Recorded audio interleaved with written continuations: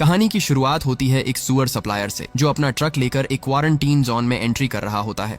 Volunteers जल्दी से उसके ट्रक को घेर लेते हैं और डिसइंफेक्टेंट स्प्रे करना शुरू कर देते हैं। सप्लायर जब हालात के बारे में पूछता है तो एक वॉलंटियर नॉर्मली बताता है कि बायोटेक डिस्ट्रिक्ट में फिर से कुछ लीक हुआ है, लेकिन वे दावा करते हैं कि ये कोई ज्यादा सीरियस बात नहीं है। ड्राइवर चिढ़ जाता है क्योंकि हर बार ऐसा लीक होने पर उसका माल खराब हो जाता है। चेक पॉइंट से निकलते वक्त ड्राइवर के फोन पर कॉल आता है। फोन उठाते समय वह किसी सख्त चीज से टकरा जाता है। वह तुरंत गाड़ी से उतरकर देखता है कि उसने गलती से एक हिरण को मार दिया है। अपने ट्रक का बम्पर ठीक है या नहीं ये कंफर्म करके वह जल्दी से वहां से भाग जाता है। ड्राइवर के जाने के कुछ देर बाद ही वह हिरण हिलने लगता है और हैरान कर देने वाले तरीके से जिंदा हो जाता है, लेकिन उसकी आंखें बहुत ही अजीब और डरावनी थीं। इसके बाद सीन बदलता है। फंड मैनेजर साकू को अपने क्लाइंट के साथ शेयर मार्केट पर बात करते हुए दिखाया जाता है। न्यूज साइट स्क्रॉल करते समय उसे एक जलाशय में रहस्यमयी तरीके से मछलियों की मौत की खबर दिखती है। साकू तुरंत अपने असिस्टेंट किम को फोन करता है। वह किम को एक केमिकल कंपनी के सारे शेयर बेच देने का ऑर्डर देता है। किम चिंता जताती है कि इससे मार्केट में बहुत बड़ा नुकसान हो सकता है, लेकिन साकू बिना कोई सवाल सुने उसे ऑर्डर मानने के लिए सख्ती से कह देता है। अपार्टमेंट की पार्किंग लॉट में साकू और उसकी एक्स वाइफ के बीच उनकी बेटी सुयेन की कस्टडी को लेकर बहस हो जाती है।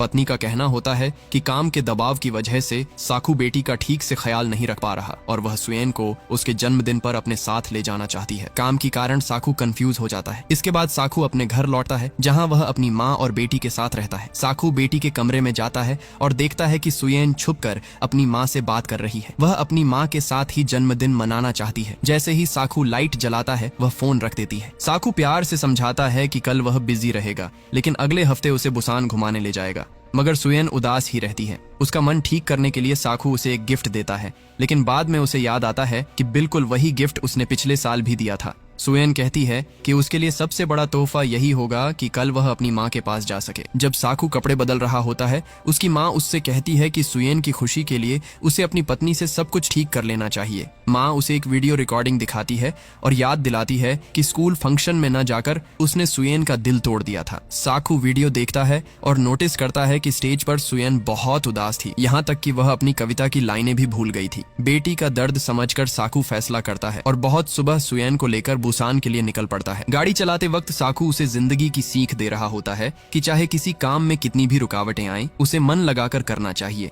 बातों बातों में वे बाल बाल एक ट्रक से टकराने से बच जाते हैं। जब वे रुकते हैं तो देखते हैं कि दमकल की कई गाड़ियां तेजी से निकल रही हैं और दूर एक बिल्डिंग में जोरदार आग लगी हुई है। कुछ देर बाद साकू और सुयेन स्टेशन पहुंचते हैं और ट्रेन में चढ़ते हैं। यात्रियों को अपनी सीट लेने की घोषणा होती है। ड्राइवर अपने केबिन की तरफ जाता है और अटेंडेंट्स चेक करते हैं कि सारी तैयारी ठीक है या नहीं। ट्रेन के अंदर एक बेसबॉल टीम का कैप्टन अपनी टीम को मोटिवेट कर रहा होता है और उनकी चीयर लीडर भी वहां आ जाती है। सब बड़े जोश के साथ उसके पास जाकर बैठते हैं। चीयर लीडर लड़की अपने क्रश यंग गुक के पास जाकर बैठी है। साकू अपने असिस्टेंट किम को फोन पर बताता है कि वह दोपहर से पहले लौट आएगा। ट्रेन के दूसरे डिब्बे में बूढ़ी बहन इन गिल अपने हाथ का अंडा छोटी बहन जंग गिल को खाने के लिए देती है। इसी बीच स्टेशन का एक कर्मचारी देखता है कि एक उग्र भीड़ एक डरे हुए आदमी को घेर कर खड़ी है। उसी पल भयानक दर्द से तड़पती हुई एक लड़की सबकी नजरों से बचकर ट्रेन के अंदर घुस जाती है। उसके शरीर पर अजीब अजीब जख्म और काटने के निशान थे। ट्रेन के चलते ही सुयेन खिड़की से देखती है कि एक आदमी स्टेशन के एक कर्मचारी पर हमला कर रहा है। ट्रेन के अंदर यंग नाम का एक यात्री अटेंडेंट से शिकायत करता है कि एक अजीब सा भिखारी बहुत देर से बाथरूम में बैठा है। उत्सुक होकर सुयेन देखने जाती है कि वहां क्या हो रहा है। वह भिखारी बहुत अजीब लग रहा था और उसके पास कोई टिकट भी नहीं था। जब अटेंडेंट उसे बाहर आने को कहती है तो वह बड़बड़ाने लगता है कि सब मरने वाले हैं। उसकी बातों को नजरअंदाज करते हुए यंग सलाह देता है कि उसे अगले स्टेशन पर उतार दिया जाए, लेकिन सुयेन दया दिखाने की गुजारिश करती है। इधर वह घायल लड़की ट्रेन के डिब्बे में दर्द से तड़पते हुए गिर पड़ती है। जब सुयेन दूसरे बाथरूम की तरफ जाती है तो उसकी मुलाकात सांघवा से होती है। सांघवा विनम्रता से उसे दूसरा बाथरूम इस्तेमाल करने को कहता है क्योंकि अंदर उसकी प्रेग्नेंट पत्नी सोंगयंग है और उसे थोड़ा समय लगेगा। एक महिला अटेंडेंट उस घायल लड़की को दौरे पड़ते देख मेडिकल स्टाफ को खबर देती है, लेकिन अचानक लड़की बिल्कुल शांत पड़ जाती है। साकू की नींद खुलती है तो उसे अपने असिस्टेंट किम का कॉल आता है और वह देखता है कि सुयेन अपनी सीट पर नहीं है। किम उसे बताता है कि पूरे देश में एक अजीब सा दंगा फैल चुका है और हर तरफ अफरा तफरी मची हुई है। साकू फोन रखते ही तेजी से सुएन को ढूंढने निकल पड़ता है। इधर ट्रेन के यात्री टीवी पर देश की भयानक हालत की खबर देकर डर जाते हैं। महिला अटेंडेंट जब चीफ अटेंडेंट से कांटेक्ट करने की कोशिश कर रही होती है, तभी वह मरी हुई सी लड़की अचानक खड़ी हो जाती है। सबको दहशत में डालते हुए वह लड़की पूरी तरह जॉम्बी बन जाती है और हमला करने लगती है। चीफ अटेंडेंट मदद के लिए आगे बढ़ता है, लेकिन जॉम्बी लड़की उसे काट लेती है और बेसबॉल टीम वाले डिब्बे में घुस जाती है। वह बेरहमी से लोगों को काटने लगती है, जिसे देखकर यात्री डर से सिमट जाते हैं। पलक झपकते ही जिन लोगों को काटा जाता है वे भी जॉम्बी बनने लगते हैं और पूरा डिब्बा नरक बन जाता है। शोर सुनकर सुयेन वहां पहुंच जाती है। साकू अपनी आंखों के सामने देखता है कि जॉम्बी लड़की चीफ अटेंडेंट को नोच नोच कर खा रही है और कुछ ही सेकंड में चीफ खुद भी जॉम्बी बनकर साकू की तरफ झपटता है। सुयेन को सामने देखकर साकू फौरन उसे गोद में उठा लेता है और दौड़ पड़ता है, जबकि पीछे जॉम्बियों का एक बड़ा झुंड उनका पीछा करता है। यह हंगामा देखकर सांग हुआ अपनी पत्नी सोंगयंग से जल्दी बाहर आने को कहता है। बाहर निकलते ही वे देखते हैं कि एक जॉम्बी एक लड़की को काट रहा है। सांग हुआ जब उस लड़की को बचाने जाता है तो जॉम्बी उसकी तरफ मुड़ जाता है। इसी मौके का फायदा उठाकर साकू सुयेन को लेकर अगले डिब्बे में घुस जाता है। सांग हुआ एक जॉम्बी को बाथरूम में बंद करने में कामयाब हो जाता है, लेकिन जिसे वह बचाना चाहता था वह लड़की भी जॉम्बी बन जाती है। सांग हुआ अपनी पत्नी से आगे भागने को कहता है और जॉम्बी उसे चारों तरफ से घेर लेते हैं। सब लोग घबराकर ट्रेन के अगले डिब्बे का दरवाजा बंद करने लगते हैं और साकू ठीक सांग हुआ के मुंह पर दरवाजा बंद कर देता है, लेकिन सांग हुआ अपनी ताकत से आखिरी जॉम्बी को एक घूंसा मारकर हटा देता है और आखिरी पल में अपनी पत्नी को लेकर साकू वाले डिब्बे में घुस जाता है। साकू नोटिस करता है कि जॉम्बी दरवाजा खोलना नहीं जानते। साकू समझ जाता है कि जॉम्बी सिर्फ इंसानों को देखते ही हमला करते हैं। सांग हुआ गीले अखबार से ट्रेन के दरवाजे का कांच ढक देता है ताकि जॉम्बी उन्हें देख न सकें। इसके बाद सांग हुआ गुस्से में साकू पर भड़क जाता है, क्योंकि साकू उन्हें छोड़कर दरवाजा बंद करना चाहता था। लेकिन खुदगर्ज साकू जवाब देता है कि इस मुसीबत में दूसरों को बचाना उसकी जिम्मेदारी नहीं है। उनका झगड़ा तब रुकता है जब ट्रेन का ड्राइवर अनाउंस करता है कि ट्रेन उनके आखिरी स्टेशन पर रुकेगी। नौजवान यात्री यंग इंटरकॉम पर बहुत घबराए हुए ड्राइवर को सारी बात बताता है और ट्रेन तुरंत रोकने की गुजारिश करता है, क्योंकि किसी भी पल जॉम्बी उन पर हमला कर सकते हैं। लेकिन ड्राइवर बताता है कि कंट्रोल सेंटर के ऑर्डर के मुताबिक यात्रियों की सुरक्षा के लिए वे तय स्टेशन से पहले ट्रेन नहीं रोक सकते। जब यात्री खिड़की से बाहर देखते हैं तो हालात की भयानक सच्चाई सामने आ जाती है। पूरा स्टेशन जॉम्बियों के कब्जे में है और वे बेबस लोगों पर टूट पड़े हैं। खबरों में बताया जाता है कि पूरे देश में एक भयानक महामारी फैल चुकी है और सरकार बड़े बड़े शहरों को लॉकडाउन कर रही है। सोशल मीडिया पर इन हत्याओं के वीडियो पल भर में वायरल हो जाते हैं। सरकार इमरजेंसी अनाउंस करती है और नागरिकों से अपील करती है कि जब तक सेना हालात काबू में न ले ले वे अपने घरों में ही रहें। इसी दौरान साकू की मां का फोन आता है। कांपती हुई आवाज में वह साकू और सुयेन की सलामती पूछती है। वह साकू से गुजारिश करती है कि वह अपनी पत्नी से फिर से मिल जाए और बेटी का ध्यान रखे। बात करते करते उसकी आवाज बदलने लगती है और एक अजीब सी कराहने की आवाज आने लगती है। साकू समझ जाता है कि उसकी मां भी इस वायरस का शिकार हो चुकी है। जब सुयेन कुछ पूछती है तो साकू यह दिल तोड़ देने वाली सच्चाई उससे छुपा लेता है। ट्रेन के डिब्बों के दरवाजे अच्छी तरह बंद करके यात्री अगले डिब्बे की तरफ बढ़ते हैं। सुयेन बताती है कि उसकी मां का फोन बहुत देर से बंद है। साकू उसे बैठने को कहता है और खुद ट्राई करने की बात कहता है। बूढ़ी बहन इनगिल अपनी बहन जंग गिल को सीट पर बिठाकर खुद खड़ी रहती है। यह देखकर सुयेन विनम्रता से इनगिल को अपनी सीट दे देती है। सांग हुआ ये सब नोटिस करता है। दरवाजे वाली घटना की वजह से साकू अब भी गुस्से में होता है। वह सुयेन से सख्ती से कहता है कि सीट देना गलत था। वह उसे सिखाता है कि ऐसे हालात में अपनी जान बचाने के लिए स्वार्थी होना जरूरी होता है। ट्रेन का ड्राइवर अनाउंस करता है कि ट्रेन डेजन स्टेशन पर रुकेगी, जहां यात्रियों की सेफ्टी के लिए सेना इंतजार कर रही होगी। यात्री यंग फोन पर किसी से बात कर रहा होता है और ट्रेन की एक दूसरी यात्री सोनगयंग छुप कर सुन लेती है कि सेफ शहरों की लिस्ट में डेजन का नाम ही नहीं है। साकू अपनी बेटी से एक जगह बैठी रहने को कहता है और कॉल करने के लिए दूसरे डिब्बे में चला जाता है। सांग हुआ सुयेन से उसके पिता के पेशे के बारे में पूछता है। जब उसे पता चलता है कि साकू एक फंड मैनेजर है तो वह तंज कसते हुए कहता है कि उसका काम तो खून चूसने जैसा है और इसी वजह से वह इतना स्वार्थी है। साकू उसे गुस्से से घूरता है, लेकिन सुयेन धीमी आवाज में मान लेती है कि सब लोग उसके पापा के बारे में यही कहते हैं। सुयेन का मन अच्छा करने के लिए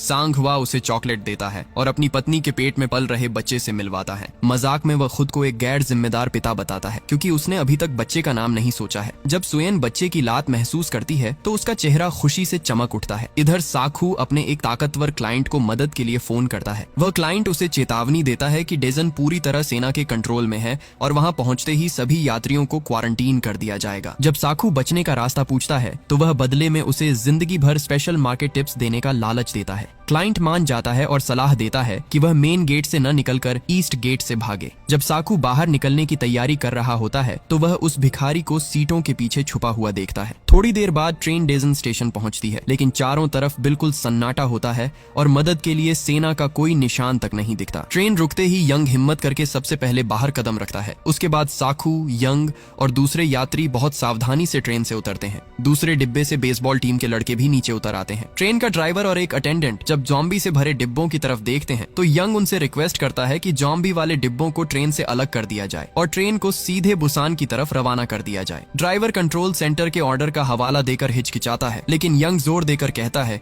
कि उसके पास सीक्रेट इंफॉर्मेशन है कि डेजन सेफ नहीं है और अब बुसान ही उनका एकमात्र रास्ता है। स्टेशन पर सेना न देखकर ड्राइवर बुसान जाने के फैसले पर राजी हो जाता है, लेकिन वह यंग की स्वार्थी बात मानकर बाकी यात्रियों को छोड़ने से इनकार कर देता है। इधर आम यात्री सुनसान स्टेशन के अंदर से मेन स्क्वायर की तरफ बढ़ते हैं। साकू अपने मतलब के लिए सुएन को लेकर मना किए गए ईस्ट स्क्वायर की तरफ जाने लगता है। सुएन इस रास्ते पर शक जताती है, लेकिन साकू नहीं सुनता। वे देखते हैं कि वह भिखारी भी उनका पीछा कर रहा है। वह बताता है कि उसने साकू की फोन कॉल छुपकर सुनी थी और उसे पता है कि यही बचने का एकमात्र रास्ता है। जब सुएन दूसरों की मदद करने की बात करती है तो साकू उसे रोक देता है और कहता है कि अब सिर्फ अपने बारे में सोचना होगा। गुस्से में सुएन कहती है, तुम बहुत स्वार्थी हो और इसी वजह से मम्मी तुम्हें छोड़कर चली गई। जब यात्री मेन स्क्वायर के पास पहुंचते हैं तो सांग हुआ स्टेशन के सन्नाटे भरे माहौल पर शक जताता है। अचानक वह भिखारी एक मिलिट्री ऑफिसर को देखकर उसकी तरफ दौड़ पड़ता है। साकू सुएन को एक जगह रुकने को कहकर उस आदमी के पीछे भागता है। उसी पल मेन गेट की तरफ मौजूद यात्री चीख पड़ते हैं। वे देखते हैं कि पूरी सेना जॉम्बी में बदल चुकी है।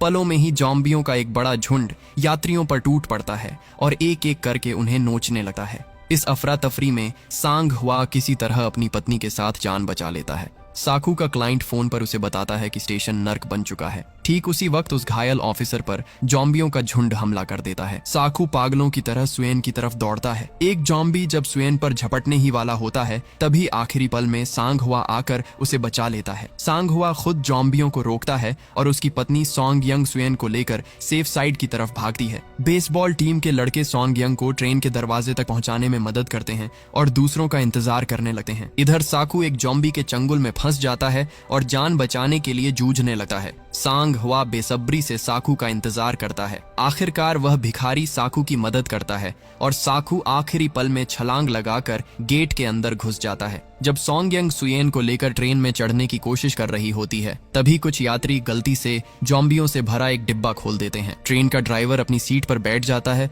और ट्रेन का कर्मचारी जिन बेचैनी से बाकी लोगों का इंतजार करता है। ठीक उसी समय जब सॉन्ग यंग और दोनों बूढ़ी बहनें ट्रेन के पास पहुंचती हैं, स्टेशन की खिड़कियां टूट जाती हैं और सैकड़ों जॉम्बी प्लेटफॉर्म पर गिर पड़ते हैं। साकू और सांग हुआ यात्रियों को बचाने के लिए गेट बंद रखने की पूरी कोशिश करते हैं। इस अफरा तफरी में एक जॉम्बी बूढ़ी जंग गिल पर टूट पड़ता है, लेकिन वह उसे काबू नहीं कर पाता। जिन और दूसरे कर्मचारी जंग गिल को खींचकर ट्रेन में चढ़ा लेते हैं। सॉन्ग यंग और सुएन भी दूसरे डिब्बे में घुस जाती हैं। अचानक वही भिखारी वहां पहुंच जाता है और सॉन्ग यंग आखिरी पल में उसे भी अंदर खींच लेती है। ये देखकर कि जॉम्बी किसी भी पल दरवाजा तोड़ सकते हैं, यात्री यंग तुरंत ट्रेन छोड़ने का दबाव डालता है, लेकिन जिन थोड़ा और वक्त चाहता है क्योंकि उसके दोस्त अभी बाहर हैं। गिल्ट और घबराहट के बीच आखिरकार अटेंडेंट ट्रेन चलाने का ऑन ऑर्डर दे देता है। एक भयानक लड़ाई के बाद सांग हुआ दरवाजा लॉक कर पाता है और वे चलती ट्रेन की तरफ दौड़ते हैं, लेकिन जॉम्बी गेट तोड़कर उनके पीछे लग जाते हैं। प्लेटफॉर्म पर पहुंचते ही बेसबॉल टीम के 2 मेंबर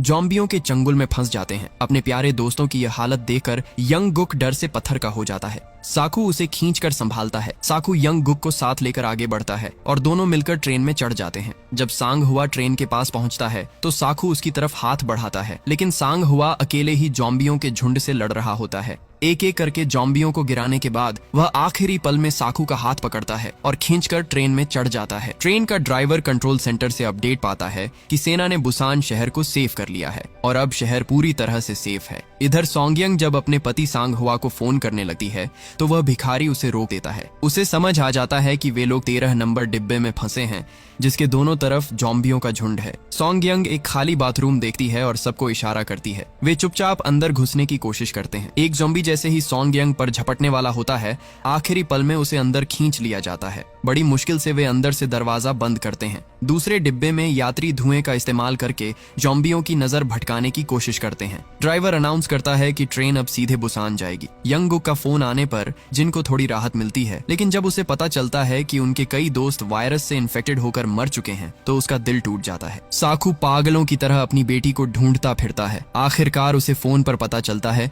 कि सुएन और सॉन्गियंग 13 नंबर डिब्बे के बाथरूम में फंसी हुई हैं और बाहर ज़ॉम्बियों का तांडव चल रहा है। साकू उन्हें बचाने का फैसला करता है, लेकिन साकू, सांगहवा और यंग गुक 9 नंबर डिब्बे में होते हैं। बीच के 4 ज़ॉम्बी भरे डिब्बों को पार करके 13 नंबर तक कैसे पहुंचा जाए, यही सोचकर वे परेशान हो जाते हैं। यंग गुक बताता है कि 15 नंबर डिब्बे में उसके बाकी दोस्त और कुछ यात्री सेफ हैं। वे एक प्लान बनाते हैं। लड़ते हुए 13 नंबर डिब्बे तक पहुंचेंगे, वहां से सुएन को निकालेंगे और फिर 15 नंबर डिब्बे के सेफ जोन में चले जाएंगे। वे आसपास पड़ी चीजों से अपने हाथों के लिए कवच बना लेते हैं। सांगहवा आगे से लीड करता है, साकू पीछे से कवर देता है और यंग गुक बीच में रहकर मदद करता है। ट्रेन जैसे ही एक टनल में घुसती है, वे हिम्मत करके ज़ॉम्बियों के सामने कूद पड़ते हैं। गजब की ताकत के साथ सांगहवा खाली हाथों से ही ज़ॉम्बियों को ढेर करता जाता है। शानदार टीम वर्क से साकू आगे बढ़कर दरवाजा खोलता है और वे अगले डिब्बे में घुस जाते हैं। यंग गुक भी बहादुरी से आखिरी ज़ॉम्बी को गिराकर दूसरी तरफ पहुंचता है, लेकिन अगले डिब्बे में घुसते ही यंग गुक सन्न रह जाता है। वहां उसे अपने ही इन्फेक्टेड दोस्त दिखते हैं। वह कुछ नहीं कर पाता, लेकिन सांगहवा बिना किसी दया के लड़ाई जारी रखता है। साकू एक बेसबॉल बैट उठाकर सांगहवा की मदद के लिए कूद पड़ता है। यंग गुक डर से जड़ हो जाता है, मगर साकू और सांगहवा ज़ॉम्बियों से भयानक जंग में भिड़ जाते हैं। ठीक जब वे ज़ॉम्बियों के दबाव में कुचले जाने वाले होते हैं, तभी ट्रेन एक और टनल में घुस जाती है। अचानक अंधेरे में ज़ॉम्बी घबरा जाते हैं और भटकने लगते हैं। साकू नोटिस करता है कि ज़ॉम्बी अंधेरे में देख नहीं पाते, वे सिर्फ आवाज की तरफ दौड़ते हैं। साकू अकत्ल लगाकर एक बैट से शोर करता है, जिससे ज़ॉम्बी दूसरी ओर भाग जाते हैं। इसी मौके का फायदा उठाकर वे तेजी से आगे बढ़ जाते हैं। टनल से बाहर निकलने के ठीक पहले वे फिर ज़ॉम्बियों के हमले का शिकार होते हैं, लेकिन मुश्किल से बच जाते हैं। इसके बाद साकू अगले डिब्बे के ज़ॉम्बियों को देखकर एक नई प्लान बनाता है। साकू तुरंत सॉन्गियंग का फोन लेता है और अगले सुरंग के लिए इंतजार करता है। जैसे ही ट्रेन अंधेरे में डूबती है, वे रेंगते हुए अगले डिब्बे में घुसते हैं और सीट के नीचे छिप जाते हैं। साकू बहुत ही सावधानी से फोन स्लाइड करता है और ज़ॉम्बियों को उल्टी दिशा में भेज देता है। फिर उस नंबर पर कॉल करता है। जैसे ही फोन की रिंगटोन बजती है, सारे ज़ॉम्बी आवाज की तरफ दौड़ पड़ते हैं और साकू की टीम सेफली अपने गंतव्य की ओर बढ़ जाती है। साकू की चतुराई से ज़ॉम्बी ध्यान भटकाने में लगे रहते हैं, जिससे वे बिना परेशानी के डिब्बा पार करके आखिरकार उस बाथरूम के पास पहुंच जाते हैं। प्रियजन पाए जाने पर सबको राहत की सांस मिलती है। अगले टनल के ठीक पहले वे एक खाली बाथरूम में घुस जाते हैं। वहां सांगहवा साकू से कहता है कि उसे माफी दिखानी चाहिए, क्योंकि उसकी पत्नी और बेटी की वजह से सुएन आज सेफ है। साकू यह बात टालते हुए बताता है कि अगले टनल में घुस जाते में अब सिर्फ 2 मिनट बाकी हैं। यंग गुक जिनको मैसेज भेजता है कि वे सब मिलकर 15 नंबर डिब्बे की तरफ जा रहे हैं। जिन खुशी में यह खबर सबको बताता है, लेकिन यंग तुरंत विरोध जताता है। यंग तर्क करता है कि ज़ॉम्बी डिब्बे पार करने के बाद कोई गारंटी नहीं कि वे इन्फेक्टेड नहीं हैं। जिनकी भावनात्मक अपील के बावजूद बाकी यात्री यंग के पक्ष में खड़े होते हैं और साकू की टीम को अंदर आने नहीं देते। ट्रेन जब फिर अंधेरे में घुस जाते हैं तो साकू और सांगहवा चुपचाप सबको बाथरूम से बाहर निकालते हैं। सामने ज़ॉम्बियों के बड़े झुंड को देखकर वे एक नई रणनीति अपनाते हैं। वे सीटों के ऊपर लगेज रखने की जगह पर चढ़ जाते हैं और चुपचाप रेंगते हुए आगे बढ़ते हैं। साकू आखिरी पंक्ति में एक बैग देखता है और उसे बहुत दूर फेंक देता है। आवाज के प्रभाव से सारे ज़ॉम्बी उस तरफ दौड़ जाते हैं। साकू और सांगहवा धीरे धीरे सबको नीचे उतरने में मदद करते हैं और बहुत सावधानी से 15 नंबर डिब्बे की तरफ बढ़ते हैं, लेकिन उतरते समय वही भिखारी फिसलकर जोर से गिरता है। साकू उसे मदद करने आगे बढ़ता है, लेकिन तभी टनल खत्म हो जाती है और चारों तरफ रोशनी फैल जाती है। सब जहां थे वहीं छिप जाते हैं। एक पल के बाद साकू भिखारी को दौड़ने का इशारा करता है, लेकिन दौड़ते समय उसका पैर एक सोडा कैन पर पड़ता है। कैन की जोरदार आवाज सुनकर ज़ॉम्बी तुरंत उनकी ओर मुड़ते हैं। अब कोई विकल्प न देखकर वे जान बचाने के लिए दरवाजे की तरफ दौड़ते हैं और पीछे पीछे ज़ॉम्बियों का विशाल झुंड उनका पीछा करता है। वे किसी तरह दरवाजे के अंदर घुस तो जाते हैं, लेकिन एक ज़ॉम्बी दरवाजे में फंस जाता है। सांगहवा पूरी ताकत से दरवाजा बंद करने की कोशिश करता है। इधर यंग गुक और साकू बेताब होकर 15 नंबर डिब्बे का दरवाजा खोलने की कोशिश करते हैं, लेकिन वह अंदर से बंद था। यंग गुक जब जिन को फोन करता है तो पता चलता है कि यंग और बाकी यात्री अंदर से दरवाजा मजबूती से बंद कर चुके हैं और यात्री यंग ने जोर से जिन का मुंह दबा रखा है ताकि वह मदद न कर सके। सांग हुआ को खतरे में देखकर साकू उसकी मदद के लिए आगे बढ़ता है और बेसबॉल बैट से जॉम्बियों को रोकने की कोशिश करता है। अफरा तफरी के चरम क्षण में एक जॉम्बी सांग हुआ के हाथ में काट देता है। यह देखकर साकू डर से जम सा जाता है। बहुत कोशिश के बाद यंगुक दरवाजा तोड़ने में सफल होता है, लेकिन अंदर मौजूद यंग अगले दरवाजे को मजबूती से बंद कर देता है।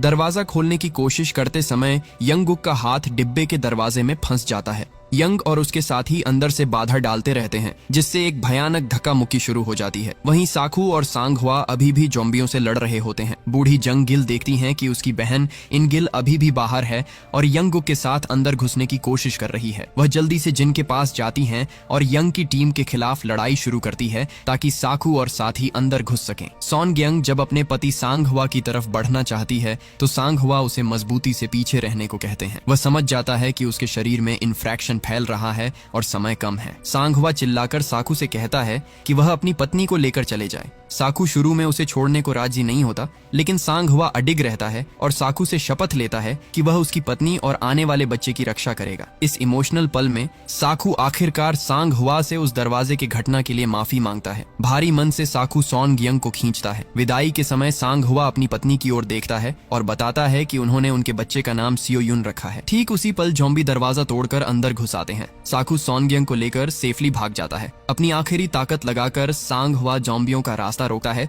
ताकि वे दूसरों को न छू सकें। साकू और बाकी लोग मिलकर 15 नंबर डिब्बे का दरवाजा खोलने की आखिरी कोशिश करते हैं। सांग हुआ ने आखिरी पल तक ज़ॉम्बियों को रोका, लेकिन इसके बाद वह पूरी तरह से ज़ॉम्बी में बदल जाता है। साकू जल्दी से सॉन्ग यंग और सुयेन को अंदर खींच लेता है, लेकिन बूढ़ी इन गिल अपनी बहन जंग गिल और दूसरों को बचाने के लिए खुद को बलिदान करने का कठिन फैसला करती है और अंदर न जाकर बाहर ही रुक जाती है। साकू दरवाजा बंद कर देता है और इन गिल को छोड़ने के लिए मजबूर होता है। गुस्से में साकू यंग पर झपट पड़ता है और उसे एक जोरदार मुक्का मारता है। साकू चिल्लाते हुए कहता है कि यंग की स्वार्थी सोच की वजह से सांग हुआ और इन गिल मर गए, लेकिन यंग को कोई पछतावा नहीं होता। वह मानता है कि अब सिर्फ अपनी जान बचाना ही उसका एकमात्र काम है। 15 नंबर डिब्बे के यात्री आपस में चर्चा करके तय करते हैं कि वे साकू के साथ नहीं रहेंगे। उन्हें शक होता है कि साकू भी इन्फेक्टेड हो सकता है, इसलिए उन्हें जबरदस्ती अगले डिब्बे में भेज दिया जाता है। जिन उन निर्दयी लोगों के साथ रहने से इनकार कर देता है और यंगुक के साथ साकू की टीम में शामिल हो जाता है। वे अगले डिब्बे में जाकर कपड़े से दरवाजा मजबूती से बांध देते हैं। वहीं बूढ़ी जंगिल ट्रेन के शीशे से अपनी ज़ॉम्बी हुई बहन की तरफ देखती हैं। वह अपनी बहन की इस निस्वार्थ परोपकार को ही उसकी मौत का कारण मानती हैं। स्वार्थी यात्रियों से कड़ी बदला लेने के लिए जंग गिल अचानक डिब्बे का दरवाजा खोल देती है। यंग उन्हें रोकने से पहले ही एक झुंड भूखे ज़ॉम्बी अंदर घुस आते हैं और पूरे यात्री समूह को नोच खसोट कर देते हैं। इसी बीच ट्रेन का ड्राइवर कंट्रोल रूम से कांटेक्ट करता है और बताता है कि वे बुसान के पास पहुंच गए हैं। सुयेन अपने पिता को गले लगाकर रो रही थी। साकू उसे आश्वस्त करता है कि अब वह उसे कभी खतरे में नहीं छोड़ेंगे और आज ही उसे उसकी माँ के पास पहुंचा देंगे। साकू बाथरूम जाकर खुद को साफ करने लगता है। तभी उसके सहायक किम का फोन आता है। किम रोते हुए एक भयानक सच खोल देते हैं। वह बताते हैं कि यह वायरस कोई दुर्घटना नहीं थी, यह उसी केमिकल कंपनी के मालिक की बदला लेने की प्लान थी। साकू ने पहले उस कंपनी के शेयर बेच दिए थे, जिससे मालिक को भारी नुकसान हुआ और उसने इस वायरस को फैलाने का निर्णय लिया। यह सुनकर साकू टूट जाता है, क्योंकि उसे एहसास होता है कि इस आपदा के पीछे उसका खुद का भी हाथ था। अपराध बोध से टूटे हुए साकू जब रो रहे थे, तभी ट्रेन का ड्राइवर अचानक ब्रेक लगाता है। लाइन पर रखे कंटेनरों से टकराने से ठीक पहले ट्रेन रुक जाती है। ड्राइवर घोषणा करता है कि आगे का रास्ता बंद है, इसलिए वह उतरकर किसी दूसरी ट्रेन की तलाश करेंगे जिससे बुसान जाया जा सके। वह यात्री को बाएं तरफ के आखिरी ट्रैक पर जाने के लिए कहता है। यंग और ट्रेन की वह अटेंडेंट ज़ॉम्बी हमले से बचकर लौट चुके थे और ड्राइवर की बात सुनते हैं। ड्राइवर सावधानी से उतरकर पास के एक इंजन में घुस जाते हैं, लेकिन देखता है कि वह पूरी तरह ज़ॉम्बियों से भरा है। वह जल्दी बाहर निकलता है और दरवाजा बंद कर देता है। साकू सभी को सतर्क रहने की सलाह देते हुए ट्रेन से उतरते हैं। ज़ॉम्बियों से भरे ट्रेन के बीच से वे बेहद सावधानी से आगे बढ़ते हैं। वहीं बाथरूम में छुपा यंग उस अटेंडेंट से झूठ बोलता है कि बाहर सब सेफ है। जैसे ही अटेंडेंट बाहर निकलता है, यंग उसे ज़ॉम्बियों की ओर धक्का देकर फेंक देता है और खुद भाग जाता है। ड्राइवर अंततः एक चालू इंजन खोज लेता है और उसे बाएं ट्रैक पर ले आता है। उसी समय एक जलती हुई ट्रेन साकू की ओर दौड़ती है। कुछ समझ पाते उससे पहले जलती ट्रेन सामने वाले ट्रेन से जोर से टकरा जाती है और चारों तरफ घना धुआं फैल जाता है। दुर्घटना के कारण यंग गुक और और जिन अपनी टीम से अलग हो जाते हैं। वे एक ट्रेन में शरण लेते हैं, लेकिन उसका दरवाजा लॉक था। यंग गुक दरवाजा तोड़ने की कोशिश कर रहे थे, तभी यंग पीछे से आकर जिन को एक जॉम्बी के सामने धक्का देकर फेंक देता है और यंग गुक को अकेला छोड़कर खुद खिड़की से भाग जाता है। यंग गुक जॉम्बी को ट्रेन से फेंक देते हैं, लेकिन देखते हैं कि जिन इन्फेक्टेड हो चुकी है। रोते हुए यंग गुक उसे गले लगाते हैं और जॉम्बी बन चुकी जिन उन्हें काट देती है। दूसरी ओर साकू होश में आते हैं और देखते हैं कि सब लोग एक ट्रेन के नीचे फंसे हैं और जॉम्बी खिड़की तोड़ने की कोशिश कर रहे हैं। साकू एक संकरी जगह पाते हैं और खुद निकलकर दूसरों की मदद करने की कोशिश करते हैं, लेकिन ट्रेन का एक भारी हिस्सा गिर जाता है और रास्ता लगभग बंद हो जाता है। साकू मलबा हटाने की कोशिश कर रहे होते हैं, तभी जॉम्बी खिड़की तोड़ते हैं। इस बार भी वह विक्री निस्वार्थ रूप से जॉम्बियों को रोकता है ताकि सुयेन और सॉन्गयंग भाग सकें। साकू उन्हें एक एक कर निकालते हैं, लेकिन विक्री खुद को बलिदान कर देता है ताकि वे जीवन पा सकें। कुछ 100 जॉम्बी उनके पीछे दौड़ते हैं। जंगली जानवरों की तरह पीछा करने वाले जॉम्बियों से बचने के लिए साकू, सुयेन और सॉन्गयंग मौत को मात देते हुए दौड़ते हुए चलती इंजन में चढ़ने की कोशिश करते हैं। वे किसी तरह चढ़ जाते हैं, लेकिन एक झुंड जॉम्बी ट्रेन के पीछे झूल जाते हैं। साकू जान जोखिम में डालकर जॉम्बियों को लात मारकर ट्रेन से फेंक देते हैं और अंततः वे मौत से बचे रहते हैं। फिर साकू ड्राइवर के केबिन की ओर जाते हैं, लेकिन वहां उन्हें इन्फेक्टेड यंग दिखाई देता है। यंग पूरी तरह जॉम्बी बनने से पहले साकू से बचने की गुहार लगाता है, लेकिन तुरंत ही वह हिंस्र होकर साकू पर हमला कर देता। साकू और यंग के बीच लड़ाई शुरू होती है। साकू किसी भी हाल में उन्हें सन यंग और सुयेन के पास पहुंचने नहीं दे रहे थे। लड़ाई के एक मोड़ पर जॉम्बी यंग साकू के हाथ में काट देता है। साकू समझ जाते हैं कि उनका समय खत्म हो गया है। वह खुद को यंग के साथ ट्रेन के पीछे श्रृंखला से बांध लेते हैं और यंग को लेकर ट्रेन से नीचे कूदते हैं। हालांकि साकू खुद ट्रेन पर वापस पहुंच जाते हैं, यंग नीचे गिर जाता है। साकू महसूस करते हैं कि उनके शरीर में जहर फैल रहा है। वह जल्दी से सन यंग और सुयेन को केबिन में ले जाते हैं और सन यंग को ट्रेन रोकने का लीवर दिखाते हैं। ये फिल्म का सबसे दिल दहला देने वाला सीन था। साकू सुयेन से कहते हैं कि वह यहीं रहेंगे और बुसान पहुंचने पर सेना उसे उसकी माँ के पास ले जाएगी। सुयेन रोते रोते अपने पिता को गले लगाती है, लेकिन साकू खुद को अलग कर ट्रेन के पीछे की तरफ चले जाते हैं। साकू की आंखों में आंसू हैं, लेकिन मन में शांति है। जब वह जॉम्बी बन रहे होते हैं, तब उन्हें सुयेन के जन्मदिन की याद आती है। सान हवा और सुयेन से किए वादे को निभाते हुए वह मुस्कान के साथ चलती ट्रेन से नीचे कूदते हैं। अंततः सम यंग और सुयेन बुसान स्टेशन पहुंचते हैं। स्टेशन के टनल में घुसने समय विपरीत तरफ खड़े सैनिक उन्हें देख लेते हैं। ये सुनिश्चित किए बिना कि वे इन्फेक्टेड हैं या नहीं, सैनिकों को उन्हें गोली मारने का आर्डर दिया जाता है। ठीक उसी समय सुयेन रोते रोते अपने पिता के लिए वह गीत गाना शुरू कर देती है जो उसने स्कूल के कार्यक्रम में गाना चाहा था। गीत सुनकर सैनिक समझ जाते हैं कि वे जॉम्बी नहीं हैं, बल्कि इंसान हैं। वे तुरंत उन्हें बचाने के लिए दौड़ते हैं। इस तरह अनगिनत त्याग और आंसुओं के बीच सिर्फ सम यंग और सुयेन के बचकर लौटने के साथ कहानी यहीं खत्म होती है